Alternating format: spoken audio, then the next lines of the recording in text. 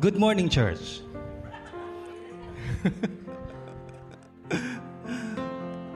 Are we ready? Can I please ask everyone to stand up?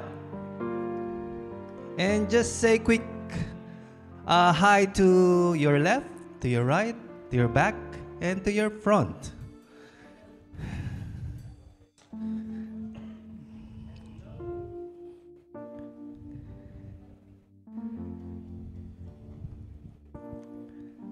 So let's bow our head for our opening prayer. Our Heavenly Father, this morning is about you. You are so good to us. When we look around us, we are amazed at how great you are. We see evidence of your power and love everywhere we turn. You are greatest and worthy to be praised. Today, help us to worship you with an undistracted heart. Today, help us to pause, be still, and notice your greatness. Today, help us to put those thoughts away and focus on you and only you only. Today, we want to worship you and honor you through our praise and reflection. In Jesus' name, amen. In Psalm 148:1-5 of New King James Version, praise the Lord from the heavens. Praise Him in the heights. Praise Him, all His angels. Praise Him, all His hosts. Praise Him, the sun and the moon. Praise Him, all your stars of light. Praise Him, you heavens of heavens, and you waters above heavens. Let them praise the name of the Lord, for He commanded, and they were created. Good morning, church. Good morning, everyone. I see familiar faces in here. And we welcome you to Faith Christian Community Church. And I hope that you experience God today as we sing the songs.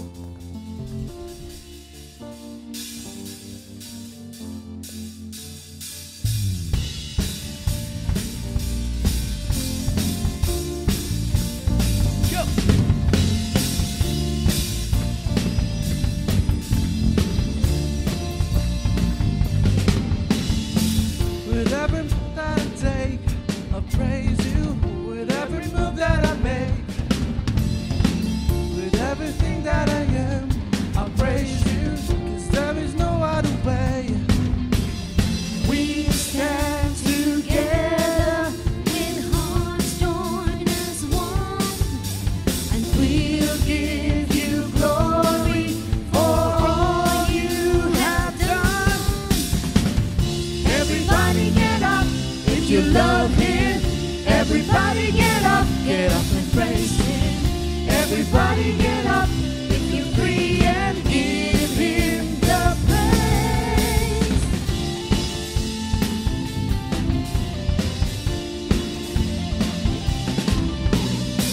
With every move that I take, I praise you. With every move that I make, with everything that I am, I praise you. 'Cause there is no other way. We stand together with hearts joined as one, and we'll give you glory for all you have done. Everybody get up if you love Him. Everybody get up and praise Him. Everybody get up if you're free and give Him the praise. Everybody get up if you love Him. Everybody get up and praise Him. Everybody get up if you're free and give Him the praise.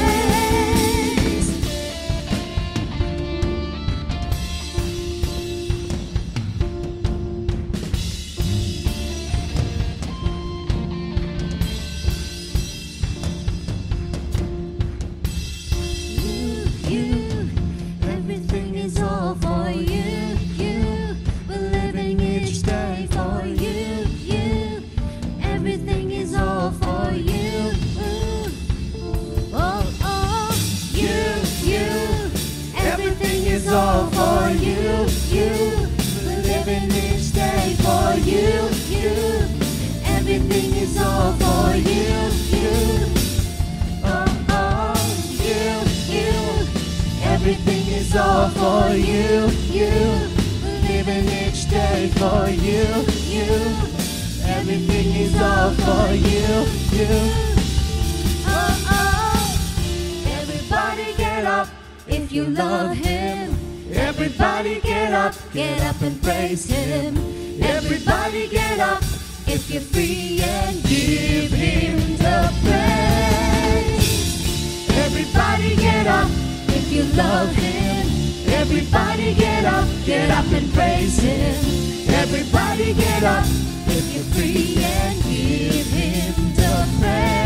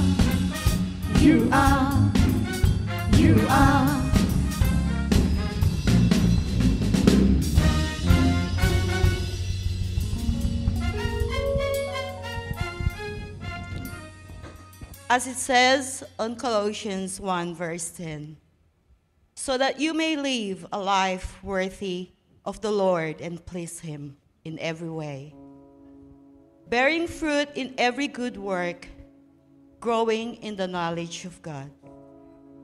Our Heavenly Father, thank you for calling us together as a congregation to worship you on this day.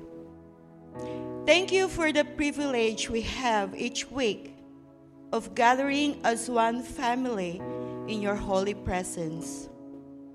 You speak words of life to us, and we respond in praise, gratitude, and obedience.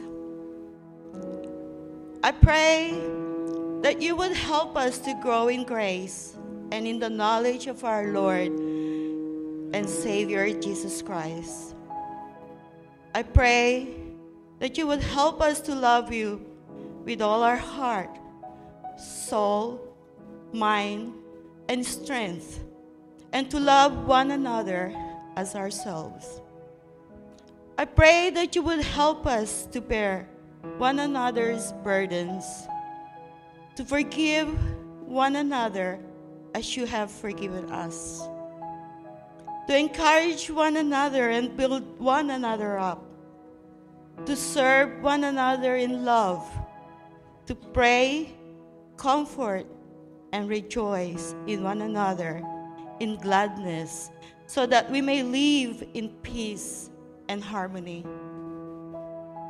I pray that you would help us to maintain the unity of the Spirit in the bond of peace, that we may be one. I pray that we may serve one another humbly, that we may accept one another graciously, that we may honor one another sincerely, and that we may show kindness with one another. I also pray, Lord, for those who are lost and hurting, those who do not know you or who have rejected you. I pray that you would open their eyes to see their need for a Savior, that you would open their ears to hear the gospel of grace, and that you would open their heart to receive your love and forgiveness. I also pray that you would heal their wounds, comfort their sorrows, and supply their needs, restore their hope, and give them peace. Lord, I pray that your glory would be revealed more and more in our church and in our community, that we may see the beauty, that we may feel your presence, that we may hear your voice, and that we may know your will, and that we may do your works. Our Father, thank you for your goodness and your faithfulness. Forgive us for our shortcomings. May you continue to guide us and lead us to the path that you have planned for us.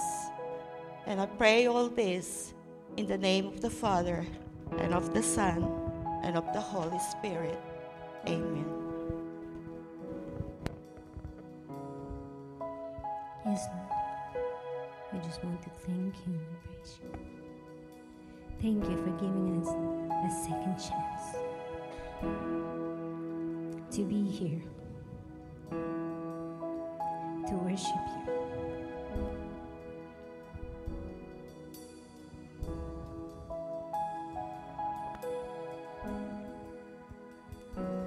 He has walked upon the open waters. The sea was calm with just a word from him.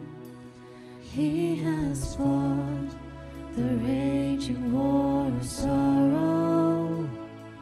When he speaks, a whisper shouts within. I see a miracle in an empty grave. The one we thought was dead has come to life again. I see a miracle in every chain you break. The power of heaven roaring within me.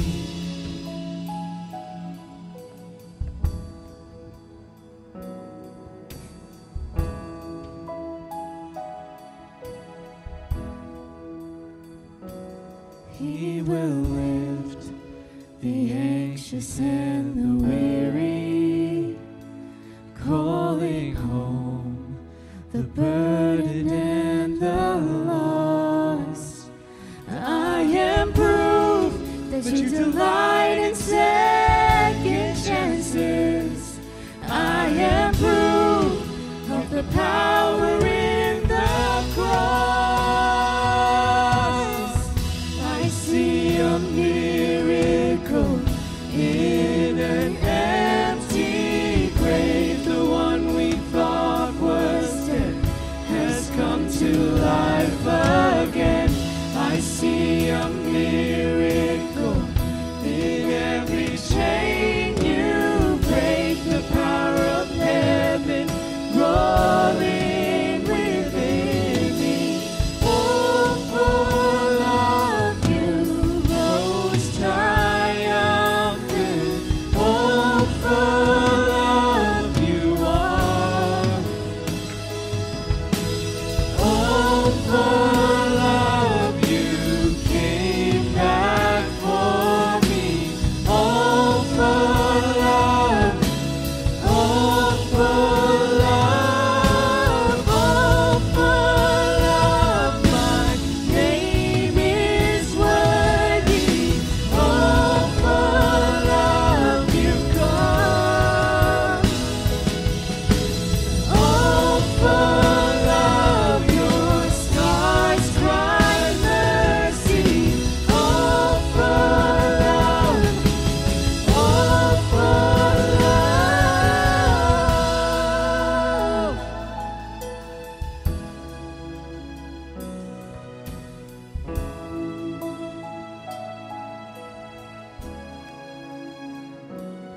Jesus Christ, passion is his name.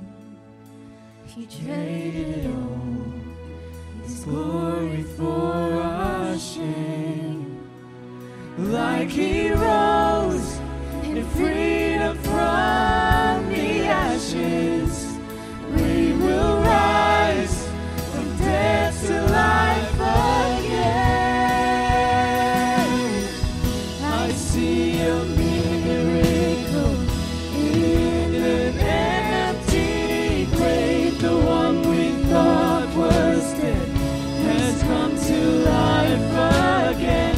I see a miracle in every chain you break. The power of heaven roaring within me. I see a miracle. Oh, I see a miracle. Oh, I see a miracle. Oh, the power of heaven roaring within me. We see your power living in us. And we praise you and honor you.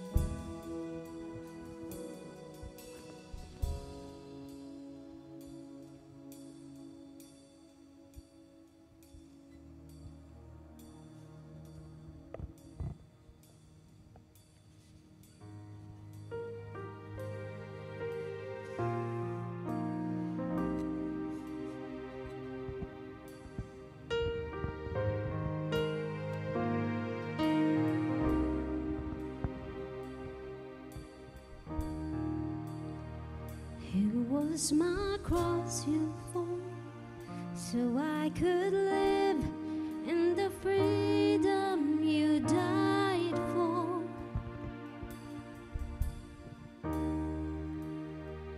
And now my life is yours, and I will sing of your goodness forevermore. Worthy is your name, Jesus. You deserve the praise. Worthy is your name.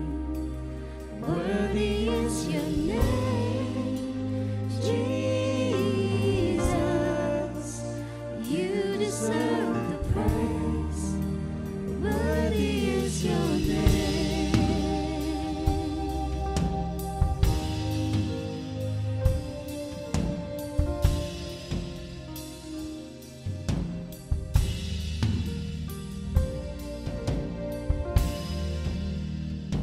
And now my shame is gone. I stand amazed in your love undeniable.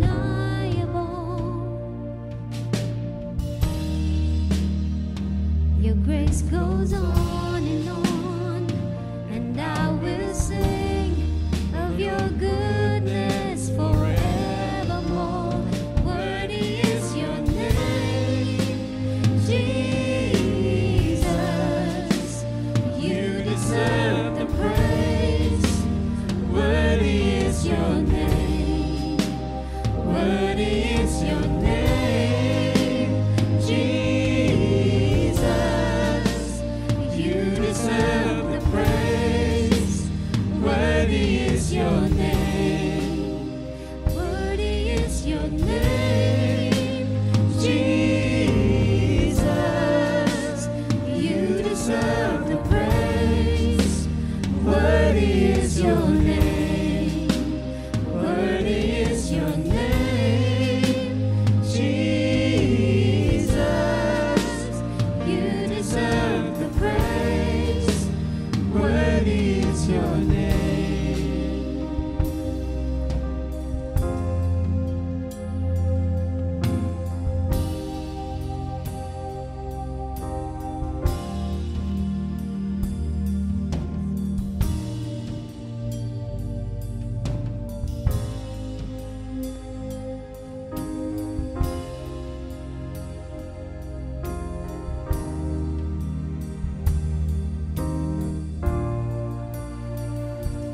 be exalted now in the heavens as your glory fills this place.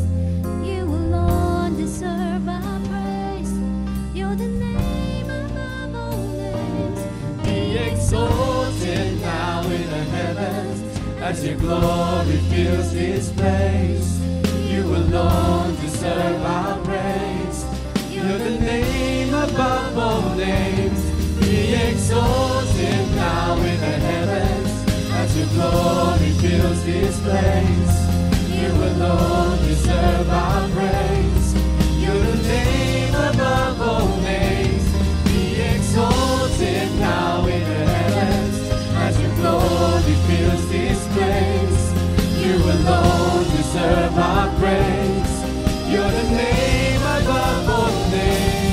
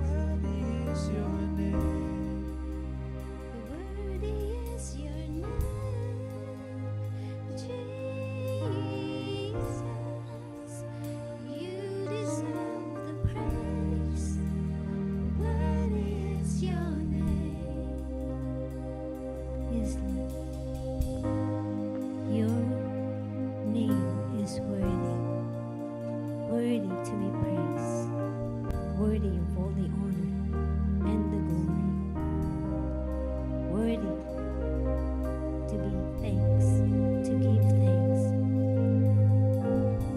and worthy to be glorified for all that you've done, for all the chances that you've given all of us, for experiencing every day the miracle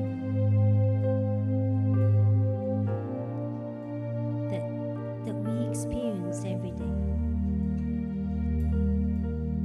Thank you, Father, for giving us this opportunity to be here, to experience you.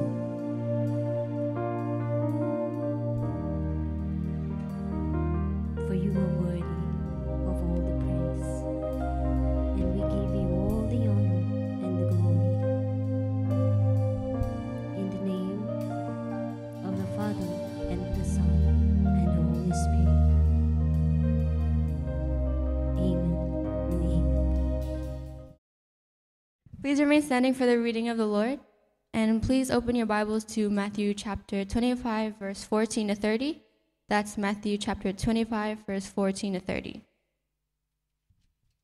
For the kingdom of heaven is like a man traveling to a far country, who called his own servants and delivered his goods to them. And to one he gave 5 talents, to another 2, and to another 1, to each according to his own ability, and immediately he went on a journey. Then he who had received the 5 talents went and traded with them, and made another 5 talents. And likewise, he who had received 2 gained 2 more also. But he who had received 1 went and dug in the ground, and hid his Lord's money. After a long time, the Lord of those servants came and settled accounts with them. So he who had received 5 talents came and brought 5 other talents, saying, Lord, you delivered to me 5 talents. Look, I have gained 5 more talents besides them.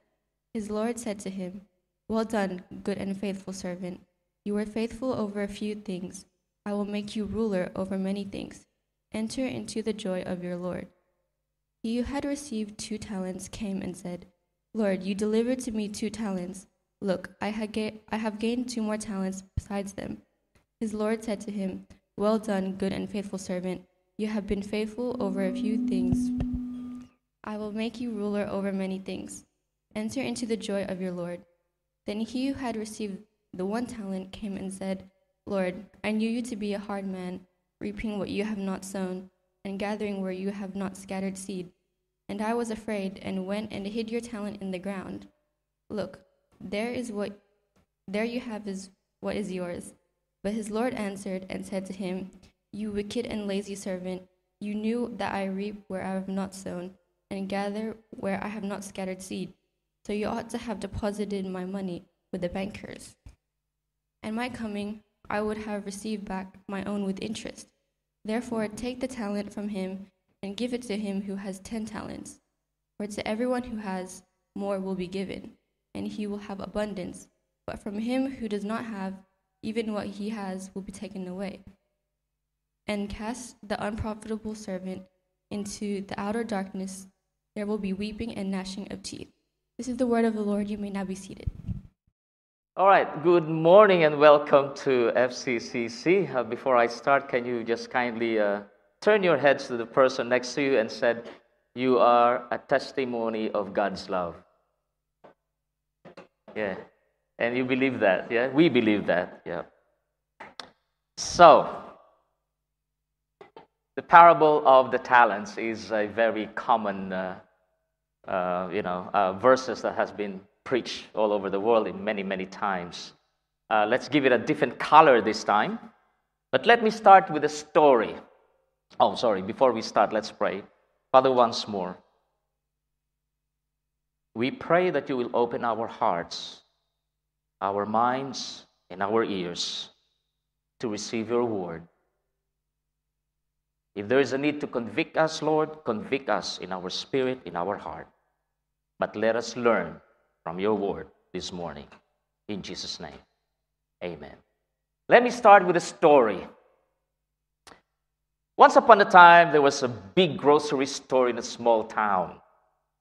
The only problem of the shopkeeper is that he was faced with so many mice, plenty of mice, which bit in every item in the shop and spoiled the stock of bags kept there.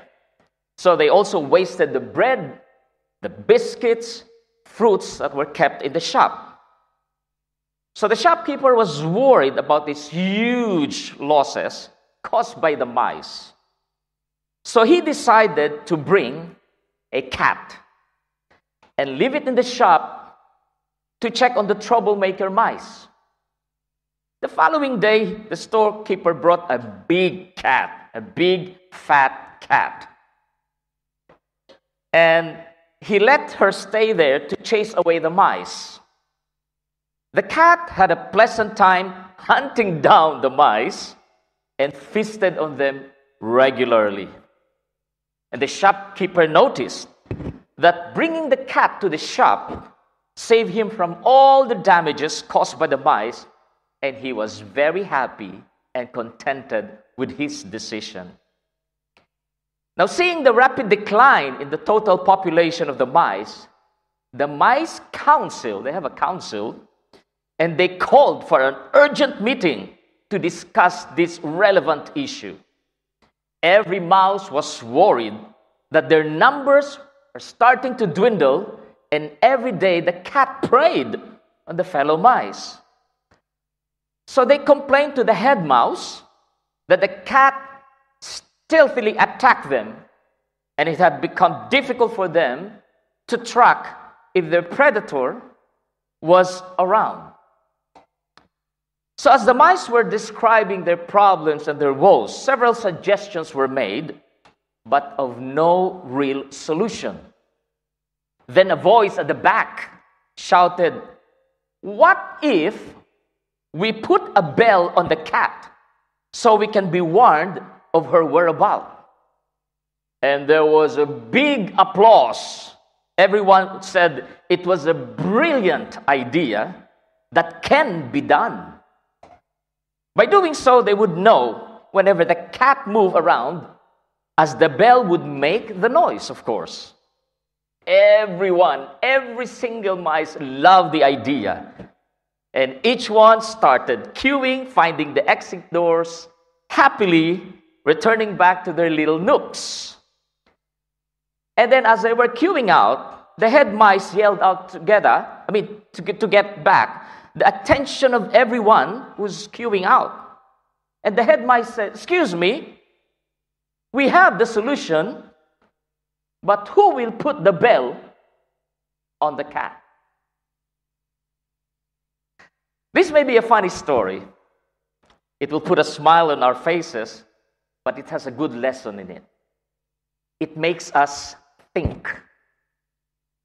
Now, this clutter of mice here was tackling a real concern with regard to their very survival. They were obedient enough to attend such an important meeting for their concerns to be heard.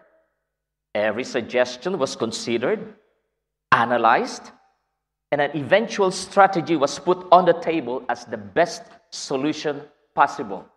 And that is to put a bell on the cat. Everyone agreed on it, all united in such a splendid solution. However, though the solution was agreed upon, not even one raised his hand to do the task. Isn't this a despicable scenario, not only in church setting, but in some organization, and at times in some families and friends? Are you all right?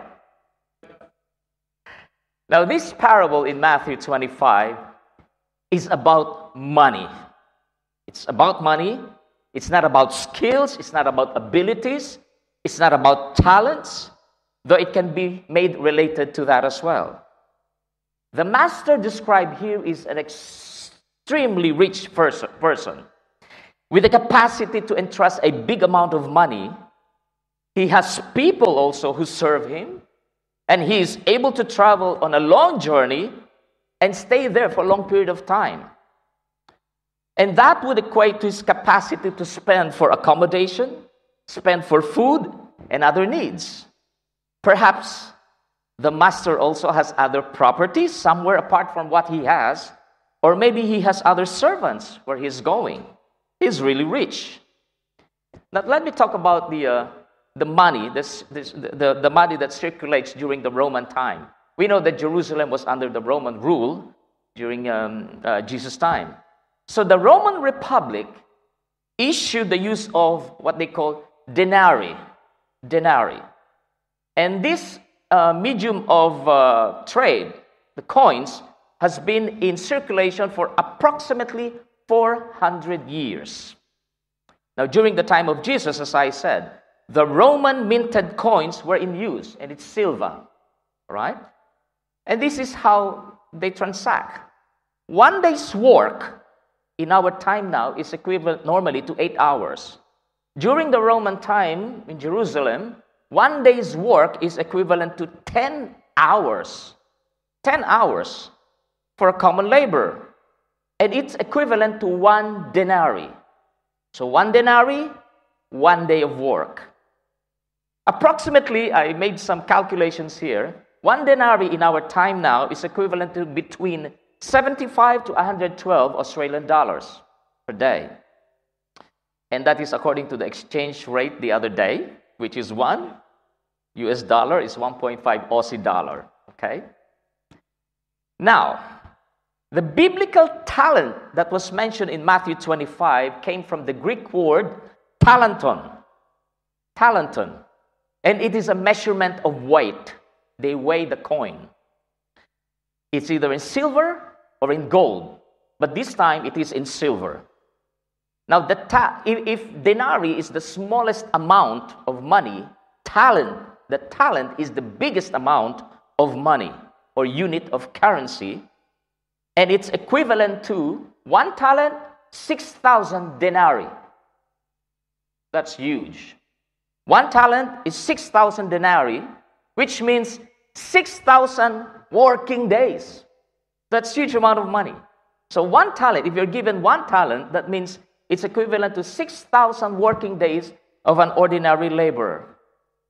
6,000, I divided that into 275 working days, is equivalent to 1 talent, 21 years of work. That's huge. It was enough money that a man who owned it could be exceedingly rich during those times. And I think even in our time. The master here, according to Matthew 25, has allocated 5, 2, and 1, which is a total of how many talents? 8. So 8 multiplied by 6,000 is equivalent to 48,000 working days, or 174.52 working years, or an equivalent of 5.38 million Australian dollars. That's huge. The first time I read these passages when I was still a young Christian, I thought talent is just amounting to perhaps 10,000 pesos at that time, 100,000 pesos, not knowing that this is the actual equivalent. In our passages, 5 talents is equivalent to 30,000 working days, or 109 working years, or an equivalent of 3.36 million Australian dollars. That's a lot of money. 2 talents is equivalent to 12,000 working days, or 43.7 working years, in the amount of $1.34 million. And 1 talent is equivalent to 6,000 working days, or 21.8 working years. Wow. Or in monetary value, it's 672,000. So you see the differences. The 3.36 million for 5 talents, 1.34 for 2 talents, and a mere amount of 672 for 1 talent. my first point. Know God, know yourself. First point. The master here is an exceedingly rich person. And I strongly believe, and I'm convinced, that apart from the 8 talents that was allocated and entrusted to his servants, I believe he possesses more than 8 talents. And I would presume that you would agree with me. Amen? So, he's got more than 8 of this talent. And apart from the talents that he's got, obviously he's got servants, he's got properties, farmlands, animals, fruit-bearing trees, and much, much more. That only means the master knows how to run his business. He maintains himself as the one who rules the house and knows how to manage his own household. He knows the nature of man because he's got servants. He knows the strengths and limitations of his servants. He knows the capacities and inadequacies, weaknesses and frailty of his own people.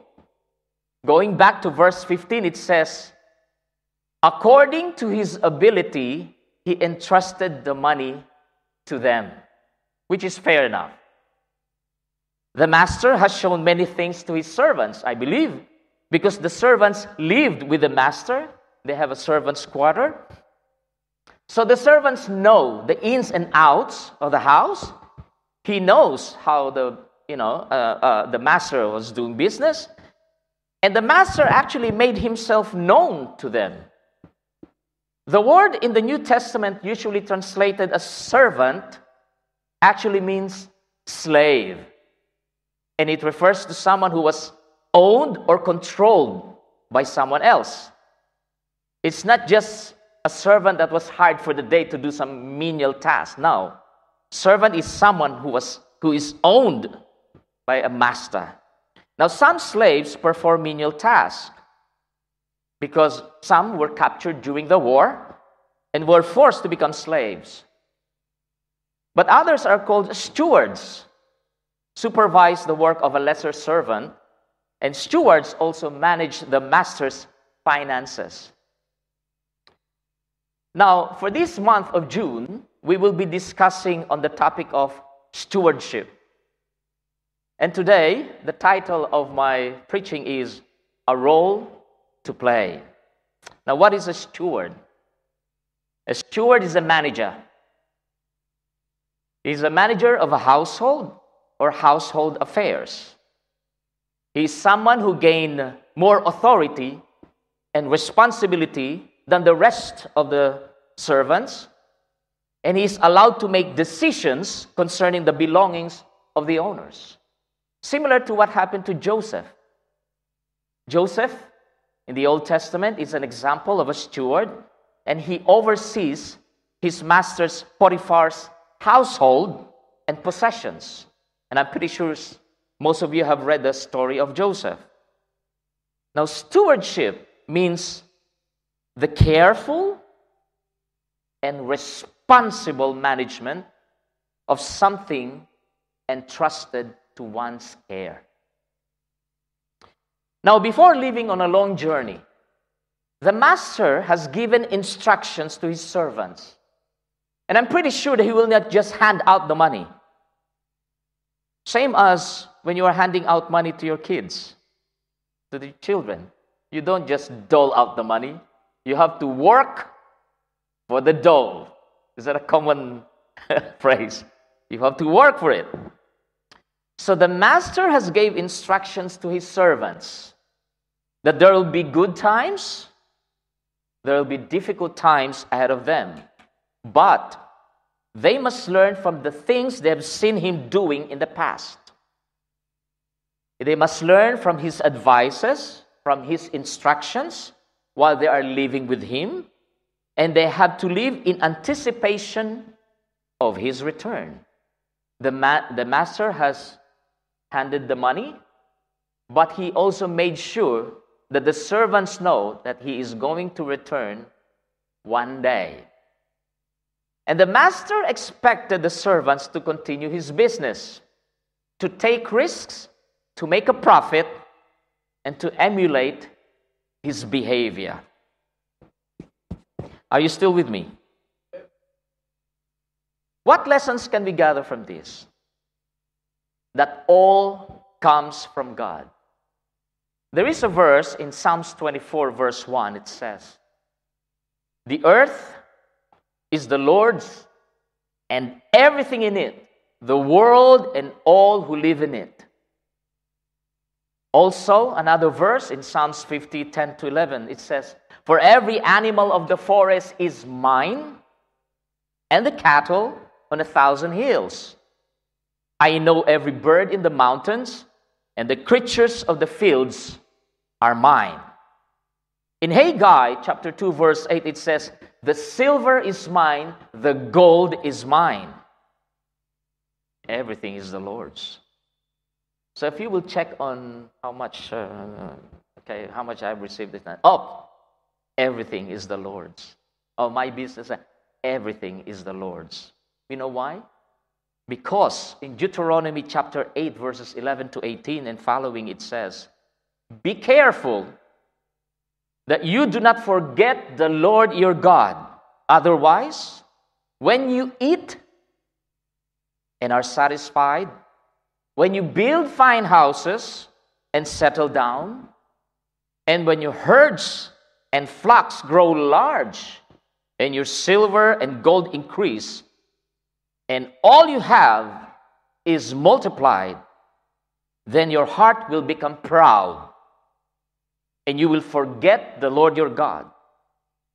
It also says, "Remember the Lord your God," in Deuteronomy 8:18. "Remember that the Lord your God, for it is He who gives you the ability to produce wealth." It's not upon our own ability, our own strength, our own mindset, our own strategies, but it is God who gives us the ability to produce wealth. In John 5:39, we are instructed by the Lord to diligently study the Scriptures, because you think that by them you possess eternal life, and these are the Scriptures that testify about me. Still with me? First point, know God, know yourself. You will never ever know yourself unless you know God. And you will never ever know God unless you go back to the Scriptures. Read the Word. Every Christian has to read the Word because it was given to us by our Master. Point number 2, know God, know His body. You know, the Master expects a good return for his investment. Every business people knows, if you invest, you want a return. If you want to invest, you want profit. The Master expects a good outcome with his money. He must have a good explanation of his expectations and must have heard and answered questions raised by the servants prior to handing out the money. Normally, when you're given such amount of money in millions of dollars, you will ask questions. How do you want this to be? How do we manage this? The Master, as I said, expects his stewards to be productive, to plan out their actions carefully, strategize, do proper calculations, research, explore before investing the Master's money. What the Master expects is someone who can carefully and diligently handle his affairs and produce a fruitful outcome while he's away. Isn't it this is what we do when we buy a house? We strategize, we do some ocular inspection of the place. We plan ahead of time. Are we able to pay this? Is this a good location? Is the builder reliable? Isn't it? That's what we do. Even in choosing a school for our kids, we normally think through, plan out before we choose a school, even in doing business. Now, the master has given the stewards or the servants enough time to engage in productive processes, management of his money, further development of their current skills and abilities, empower themselves with more knowledge, experience, and influence to expand his business. Going back to the verses, those that were given 5 talents and 2 talents gained 100% return for their master. They did not only multiply the money, but have also multiplied their skills, their experience, their influence with other business people, increased their knowledge in the area of business and management, and even time management. And that's what normally happens. As we grow older, we increase our skills, our knowledge, our influence with other people. They must have learned how to properly plan for future improvement of the business and future expansion. They must have done reviews and revisions and evaluations, rectifications, and kept improving themselves day after day, month after month, year after year.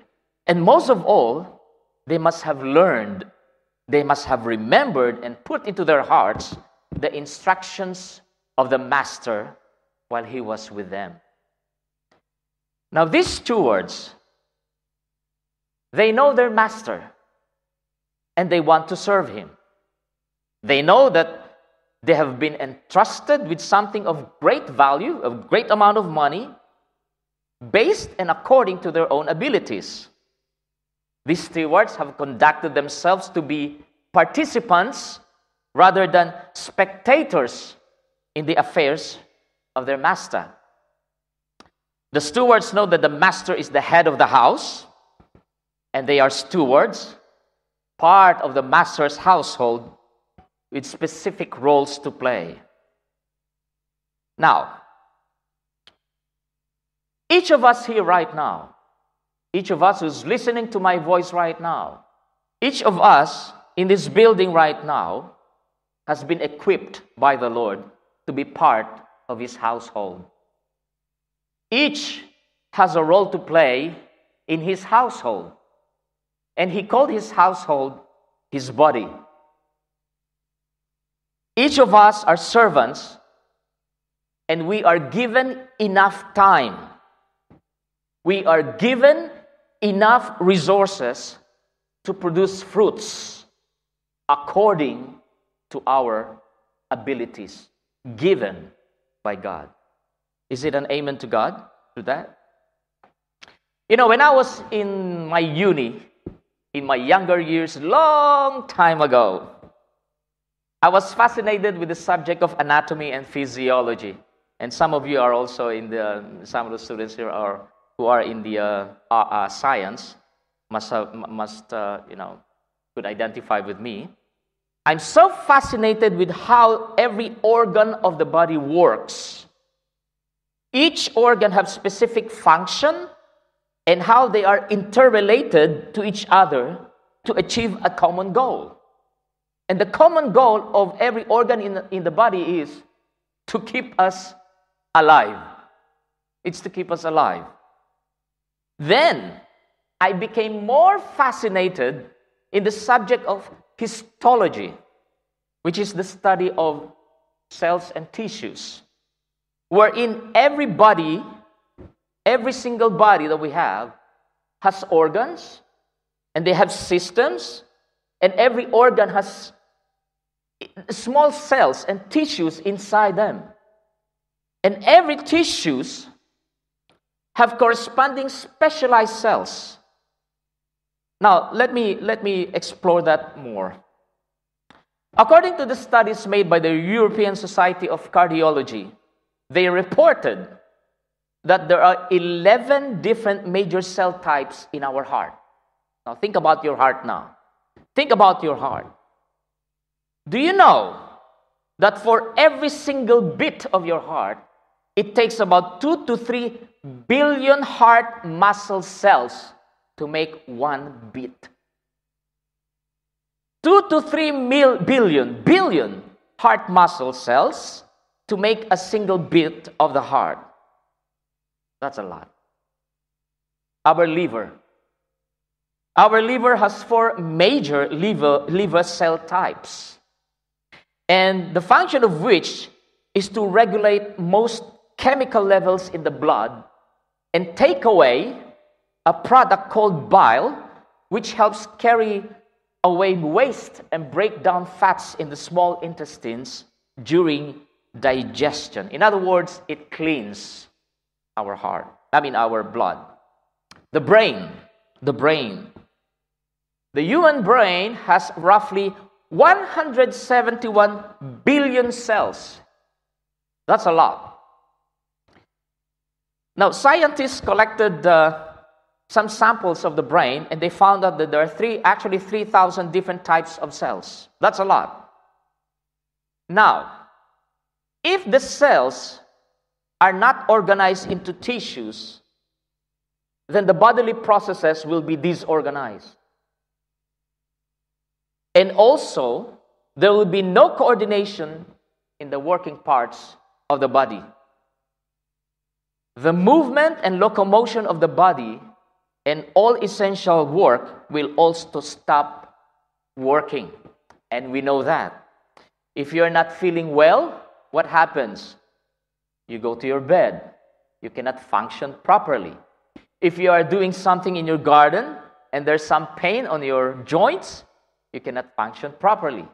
That's why we have hospitals. That's why we have doctors to deal with this non-functioning part of our body. If one part of the cell doesn't do its job, then it affects the rest. Do you agree with me? If one part of your household doesn't do their task, it affects the whole household. If one part of the body of Christ doesn't function, it affects the whole body of Christ. If one part of FCCC doesn't function, it affects the whole body of Christ. And suddenly there's a quiet moment in the room. If you are a part of a church, doesn't matter what church you attend to, there is always a role to play in his body while the master is away. Remember that he has entrusted us not only with his money, but the ability to produce wealth. He has given us skills. He has given us talents and the capacities to produce fruit to further, not our barn, to further, not our, but it's always to further his kingdom. His kingdom is the main point. He expects some level of excellence in all areas of our life. 1 Corinthians chapter 4, verse 2. It is said, it is required that those who have been given a trust must prove faithful. Must prove faithful. Doing things with excellence, that's what is required. A good steward must be a good steward of time. Telling you, every time I preach this, I create enemies. Some people wouldn't even talk to me after I preach this one. Did you know that every one of us is given the same amount of time daily? The same 24 hours in a day. No more, no less. Do you agree? However, not everyone has the same length of years ahead of us. A young person may be in the brink of having his last breath in a hospital right now, hasn't got enough time. While an elderly man will be celebrating his 102nd year. See? At this very moment, Someone may be celebrating a grandiose party with choices of food and wine and having a real good time with friends, while a child somewhere in the globe is in bed with an empty belly. Time is precious. It will never ever come back when it has passed. Never. It's always moving forward. As the hand of the clock ticks, it's gone forever. We can never reverse back to become a teenager again or be a child again.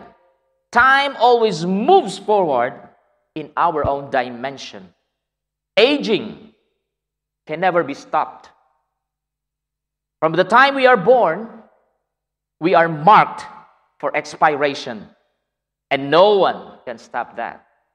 Time is precious. In surgery, time is important. Every minute counts. Every change in a patient's condition is important. When I was doing surgery during my uni days and during my clinical days, each team member checks the time because delays may result to negative consequences and unexpected negative outcome. We are aware that church is important and we value time in church. You know, I'm thankful today for the worship team for a very wonderful render of songs. You know, the worship team, they wake up early in the morning. You know that? And they come to church earlier than everyone else to practice, to prepare their instruments early. And we are all thankful for that. Same as the other team that keeps the worship center, this building prepared and welcoming. You know, the pastoral team, they pray for us, pray for the people prior to their coming for the service. But not everyone has the same view about time. I am convinced that we can improve in the area of excellence in time, coming to church. Ouch. That hurts. You know, again, we can improve in the area of excellence in time, coming to church to provide appreciations to those who came in earlier and prepared the service for us. Is that an amen? We can show excellence in time by turning our backs from habitual and chronic tardiness. You know, again, let me tell you a story. When I was in the mountain before, every time I was sent to preach, I can see, you know, especially for Bible study at night, I can see lights, small lights coming from a distance.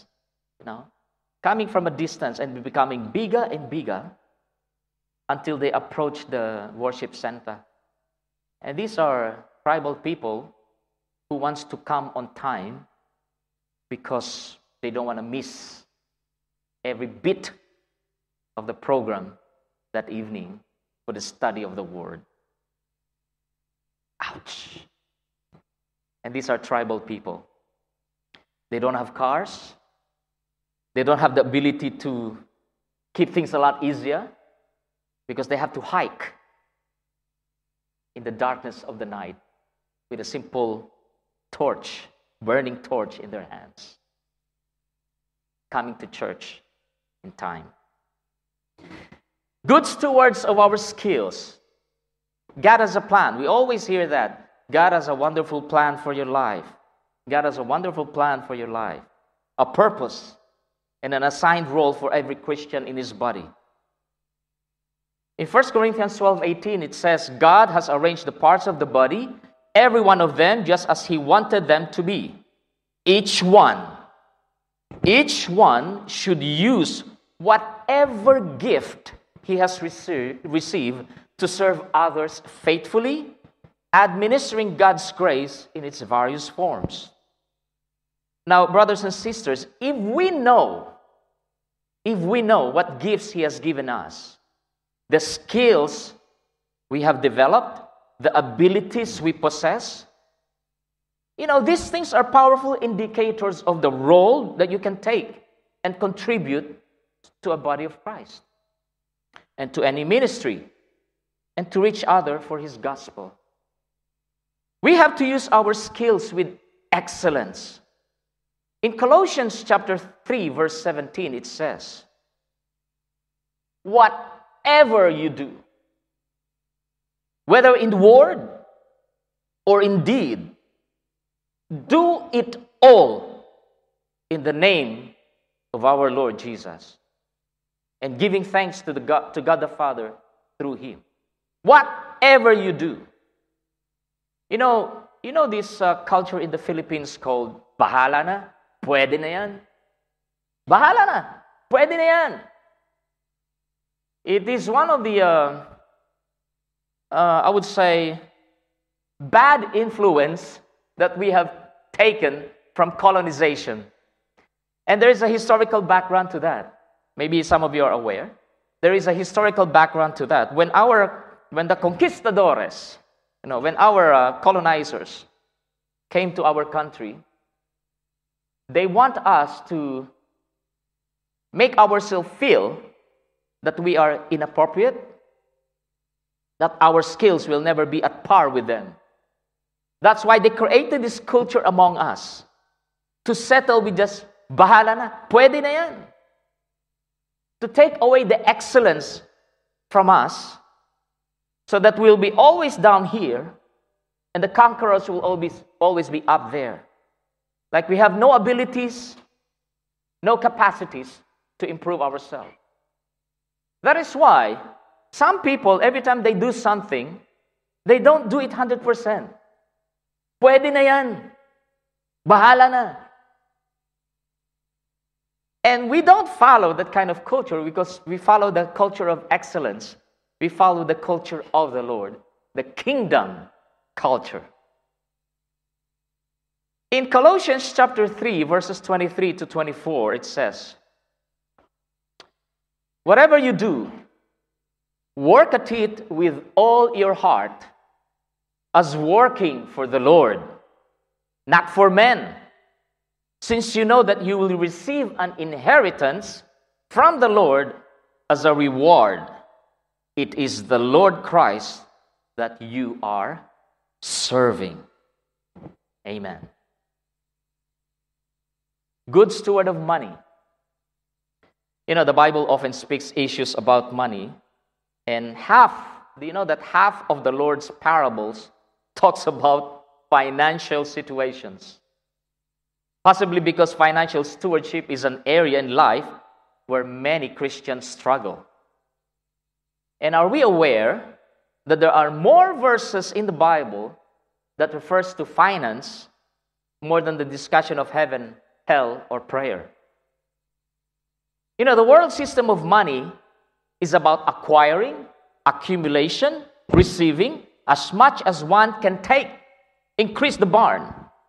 It is centered on one's desire to fulfill one's desire and pleasures out of the acquired money, gain happiness by abundance, securing the future through the build-up of resources.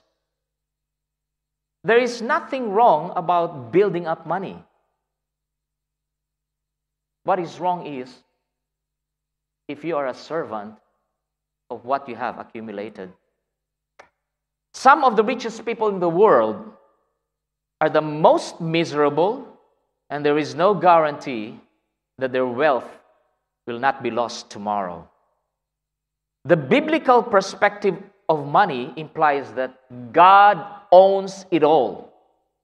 Everything is God's. According to Psalms 24 verse 1, it says, the earth is the Lord's, and all it contains, the world and those who dwell in it. Everything we consider to be ours is really the Lord's. And we are stewards of God's possessions, to be dispensed as per His directive. And instead of working to receive and accumulate all we can, we are to generously share whatever we have. We may not always receive financial blessings in return for our generosity. If we give to Him as He desires, He will reward us in His own special way because of our obedience. Third point. First point, know God, know yourself. Second point, know God, know His body.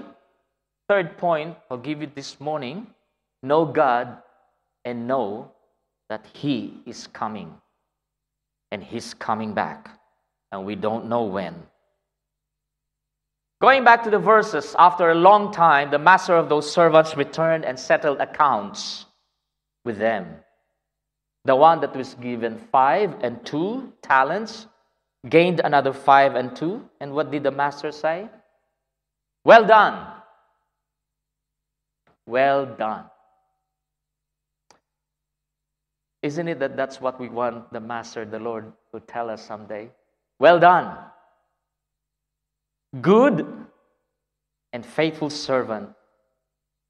You've been faithful with a few things. Few things. I'll put you in charge of many things. Come. My goodness, I don't know what I will feel if the Lord will tell us one day, come. And then He will mention our name. Come, Faye. Come, Jay. Come, June. Come, Gina. Come, Sarah. Come and share your master's happiness. There was an accounting that took place. There was an accounting that took place, and there will be an accounting ahead of us when Jesus comes. And you will never know when that accounting will happen. It will happen during His second coming. It can happen when this life expires. But definitely and surely, there will be an accounting that will come. We will give account of what we've done to that which was entrusted to us. Not only to those who are in the leadership here, not only to those who are singing here, not only to those who are currently having the position, but every single Christian will account of what God has entrusted us. You were given this responsibility, this mission, this opportunity, and this time. And His question will be, what have you done with them? What have you done with them? It's sad that the last servant, he made excuses. And he made accusing behavior. And he told the master, I was afraid. I was shaking. Because I know you are a hard man. So what I did, I hid the money. I hid the money. In the old days, they do that. They dig the dirt, put the money there. So the servant is so scared, but his fear engulfed him. He did not consult the other 2 servants. The one that was given 5, the one that was given 2. He continued his life, knowing that the master has entrusted him something of value. In fact, the master has entrusted him with the smallest amount of money. And that's what we have declared here. It's not in the millions of dollars. It's only a couple of hundred of dollars. But he dig the ground, hid the money. His fear has engulfed him so much that his faith has dwindled to the point that after a very long time, enough time given by the master, he just returned the money in exactly the same amount, the same value that it was given to him by his master. No profit at all. He did not put in use that was entrusted to him. And what did the master say? You wicked. The master said, you lazy servant. It's sad. And those words, those comments coming from God, coming from the master, these are the words we don't want to hear when he comes back. Amen. We want the master to say, good and faithful servant, come. But this last one, the master said, you wicked, lazy servant. Take the money from him. Everything. Take the money from him. And give it to the one who has 10 talents. Have you noticed? He did not say, give it to the one with 5 talents. With 2 talents. No. He said, give it to the one who knows how to make use of what I have entrusted him. Give it to the one who is giving glory to me. That's what he said. Give it to the one who has that 10 talents. And he even continued, and he said, for everyone who has will be given more. Everyone who is using what I have entrusted him will be given more. And he will have an abundance.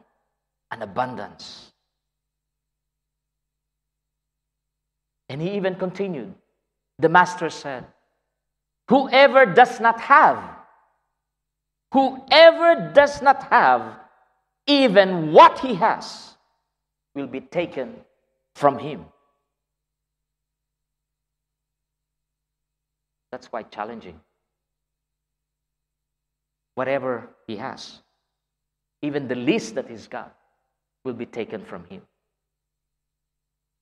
And then he said, throw that worthless servant outside into the darkness, where there will be weeping and gnashing of teeth. In 1 Peter chapter 4, verse 10,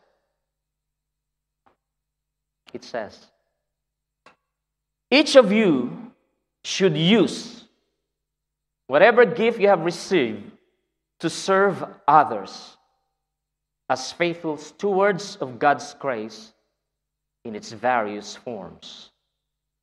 Now, this verse encourages believers to use their diverse gifts in service to one another, reflecting the manifold grace of God.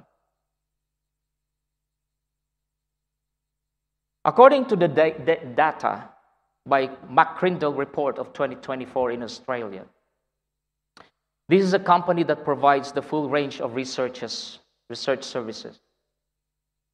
The proportion of Australians identifying Christianity as their religion has been declining over the last century, from 96% Christian in 1911 to 61.1% in the 2011 census.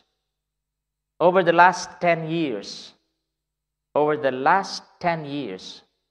Christianity in Australia has declined from 68% to 61.1% and continued to be declining. And this is the reason why there is an urgent need for us to be used by God. There is an urgent need for us to use our skills and invite people to His kingdom, because Christianity keeps on declining day after day, month after month, year after year. I challenge you this morning, if there is an opportunity for you to be involved in whatever ministry you can involve in, and to make use of whatever you can offer, grab it. Grab the time. because there will be an accounting that will happen in the coming future. Let us pray. Father God, we pray that we do the best we can in all the areas over which you have made us steward. It is only through your grace that we can make ourselves productive and have the ability to produce wealth and be useful in your kingdom. Father, teach us to realize that we are here to glorify you and your name. And it is indeed a privilege to be entrusted with the talent, resources, and opportunities to work toward your purposes in the world and to share the gospel to the lost. Lord, give us the opportunity to use our resources, our time, and abilities to win friends for the gospel and to meet the needs of the mission. Teach us, Lord, to enhance, to develop, and improve our skills to plan, to strategize, to implement the work of the Lord. And God, strengthen our faith in our journey so we will learn to be trustworthy with little things. In Jesus' name we pray. Amen. Good afternoon, good evening, and good day. Now we've come to the part of worship where we give. And the verse, it's a wonderful message today. I like that. Challenging us to give of ourselves to God and to serve Him. And I'm doing the tithes and offering this evening. The PSB and the account number is right in front of us. Those of you who are giving through bank transfers, there's also envelope at the back, and there's some guys that would be coming through to if you may give. The verse that I'll be reading in today would be right in the beginning, Genesis 1:1. I like this for the tithes and offering. In the beginning, God. And I'll stop right there. Because if in the beginning of our life, God is not there, every other giving will be so difficult for us to do. My question is, in the beginning of your life and my life, is God the beginning? Who's Lord of your life? You or God? Let's bow down in prayer. Heavenly Father, I thank you that you have privileged us to give. Thank you, Father, that you have put into our hearts to give back, Lord, whatever it is that you have privileged us to have, whatever talents we have, Lord, whatever skills we have, Lord, may we give it to you. And I pray, Father God, that as we give, Lord, financially, may you use the very person that would be allocating and distributing these funds, Lord, may it be to the highest capacity that you have so privileged him to have. I pray, Father, that it would reach the furthest corner of the world in reaching out to the souls, to the people, Lord, that you have privileged us to have. I pray, Father, for each and every person that is present here today. Lord, wherever they are, I thank you that you meet them. Whatever circumstances they may be facing, whatever things they're going through in their life, I thank you, Father, that you're always there. I thank you, Father, that you meet us where we are. And I pray, Lord, that as you meet us, Lord, may we be so obedient into admitting who we are before you. And I pray, Father God, that in everything we do, may it be an overflow of our worship for you. For this I pray, I love you in Jesus' name. Amen. Can I invite everyone to please stand for our closing prayer and benediction. Let's bow down and pray. Our Heavenly Father, we thank you, we praise you, O God, for your goodness to each and every one of us. Thank you for this wonderful moment that you have given us. Thank you for using Brother Dondi for delivering your message, O God. And thank you for the challenges that he mentioned. May we be able to be faithful, Lord, in everything that you are giving us and providing us in every day of our lives. Thank you for our family, our friends, and anything that surrounds us, O Lord. May we be able to use our skills, resources that you have provided, O God, that we may be able to share your love through Christ, who is the author and finisher of our faith. Lord, as we go from this place, I pray, Lord, that may your blessing be upon each and every one, and that we carry your word in our hearts, Lord, and be a doer of your word. That every word that comes out from our mouth, Lord, will encourage everyone. That we may speak your truth, we may speak your salvation, we may speak the hope that is in you. Thank you, Lord. Thank you. And now, may the God of peace, who brought up from the dead our Lord Jesus, the great shepherd of the sheep, and ratified an eternal covenant with his blood, may he equip you with all your need for doing his will. May he produce in you, through the power of Jesus Christ, every good thing that is pleasing to him. All glory to him forever and ever. Amen and amen. Let's sing our last song. Let's go.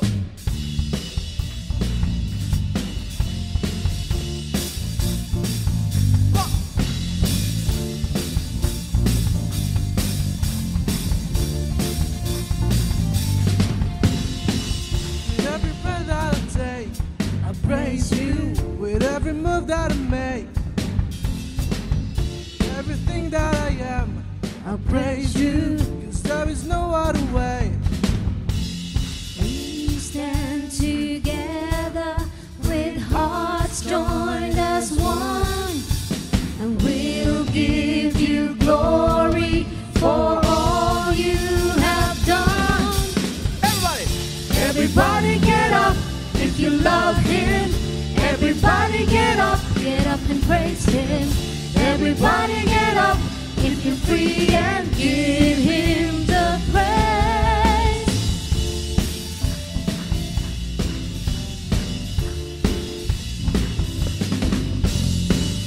Every breath that I take, I'll praise you with every move that I make.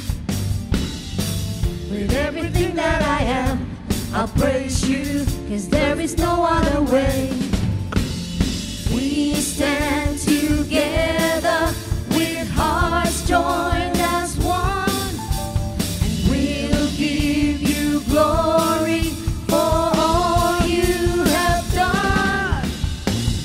Everybody get up if you love him. Everybody get up and praise him. Everybody get up if you're free and give him the praise. Everybody get up if you love him.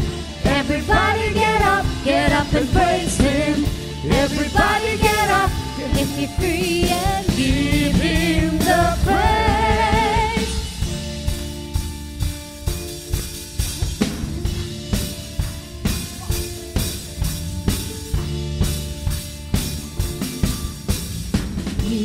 You, everything is all for you. We're living each day for you. Everything is all for you. you, you. Everything is all for you, you.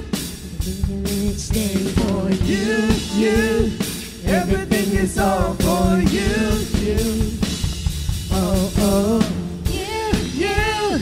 Everything is all for you, you. We're living each day for you, you. Everything is all for you, you. Oh, oh. Everybody get up if you love Him. Everybody get up and praise Him. Everybody get up if you're free and give Him the praise. Everybody get up if you love Him. Everybody get up and praise Him. Everybody get up if you're free and give Him the praise. We praise you and honor you, and just want to give you back all the praises and things. Have a good weekend ahead, everyone. Thank you, Good afternoon, everyone, and God bless you all.